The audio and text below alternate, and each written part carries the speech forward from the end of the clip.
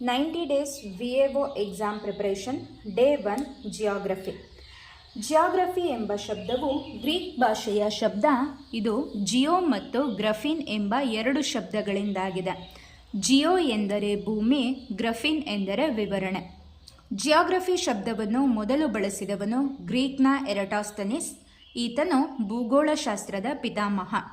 ವಿಶ್ವ, ಯೂನಿವರ್ಸ್ ಎಂದರೆ ನಕ್ಷತ್ರಗಳು, ಕ್ಷೀರಪಥಗಳು, ಆಕಾಶಕಾಯಗಳ ಸಮೂಹ. ಪ್ರಮುಖ ಆಕಾಶಕಾಯಗಳು ನಕ್ಷತ್ರಗಳು, ಗ್ರಹಗಳು, ಉಪಗ್ರಹಗಳು, ಕ್ಷುದ್ರ ಗ್ರಹಗಳು, ಉಲ್ಕೆಗಳು ಮತ್ತು ಧೂಮಕೇತುಗಳು. ವಿಶ್ವದ ಸೃಷ್ಟಿ, ಸ್ಥಿತಿ, ವ್ಯಾಪ್ತಿಗಳ ಅಧ್ಯಯನವನ್ನು ಕಾಸ್ಮಾಲಜಿ, ವಿಶ್ವ ಸೃಷ್ಟಿ ವಿಜ್ಞಾನ ಎನ್ನುವರು. ನಕ್ಷತ್ರ ಪುಂಜಗಳೆಂದರೆ ನಕ್ಷತ್ರಗಳ ಸಮೂಹ. 500 ಬಿಲಿಯನ್ಗಿಂತಲೂ ಹೆಚ್ಚು ನಕ್ಷತ್ರ ಪುಂಜಗಳಿವೆ. ಆಕಾರ ಮತ್ತು ಬಣ್ಣಗಳಿಗನುಗುಣವಾಗಿ ವಿವಿಧ ಹೆಸರುಗಳಿಂದ ಗುರುತಿಸುವರು. ನಮ್ಮ ಸೌರವ್ಯೂಹ ಕ್ಷೀರಪಥ ಮಿಲ್ಕಿ ವೇ ನಕ್ಷತ್ರ ಪುಂಜದಲ್ಲಿದೆ.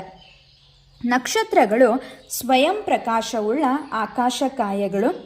ಮೇಲ್ಮೈ ಉಷ್ಣಾಂಶದ ವ್ಯತ್ಯಾಸದಿಂದ ವಿವಿಧ ಬಣ್ಣಗಳಲ್ಲಿ ಗೋಚರಿಸುತ್ತವೆ. ಕೆಂಪು, ಹಳದಿ, ಬಿಳಿ ಮತ್ತು ನೀಲಿ. ನಿರ್ವಾಣ ಹೊಂದಿ ದೀರ್ಘಾವಧಿಯಲ್ಲಿ ಅವಸಾನ ಹೊಂದುತ್ತವೆ. 3 ಹಂತದಲ್ಲಿವೆ.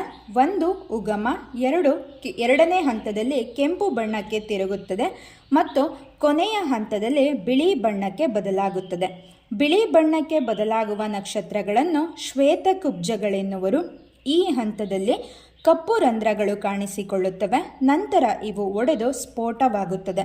ಸ್ಫೋಟಗೊಂಡಂತಹ ನಕ್ಷತ್ರಗಳಿಂದ ಅತಿ ಹೆಚ್ಚು ಬೆಳಕು ಕಾಣುವುದು. ಇದನ್ನೇ ಸೂಪರ್ನೋವಾ ಎಂದು ಕರೆಯುವರು. ನಕ್ಷತ್ರಗಳ ನಡುವಿನ ಅಂತರವನ್ನು ಅಳೆಯಲು ಬಳಸುವ ಮಾನವನ್ನು ಜ್ಯೋತಿರ್ವರ್ಷ ಎನ್ನುವರು.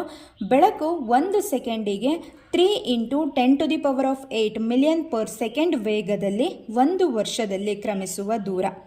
ಸೂರ್ಯನಿಗೆ ಹತ್ತಿರದ ನಕ್ಷತ್ರ ಪ್ರಾಕ್ಸಿಮಾ ಸೆಂಟರಿ 4.33 ಜ್ಯೋತಿರ್ವರ್ಷ ದೂರದಲ್ಲಿದೆ.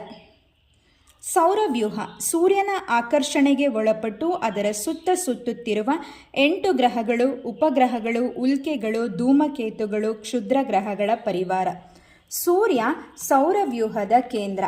71% ಜಲಜನಕ, 27% ಹೀಲಿಯಂ ಮತ್ತು ಉಳಿದ ಭಾಗ ಇತರ ಅನಿಲಗಳಿಂದ ಕೂಡಿದೆ. ಸೂರ್ಯನ ಮೇಲ್ಮೈ ಉಷ್ಣಾಂಶ 6000 ಡಿಗ್ರಿ ಸೆಲ್ಸಿಯಸ್.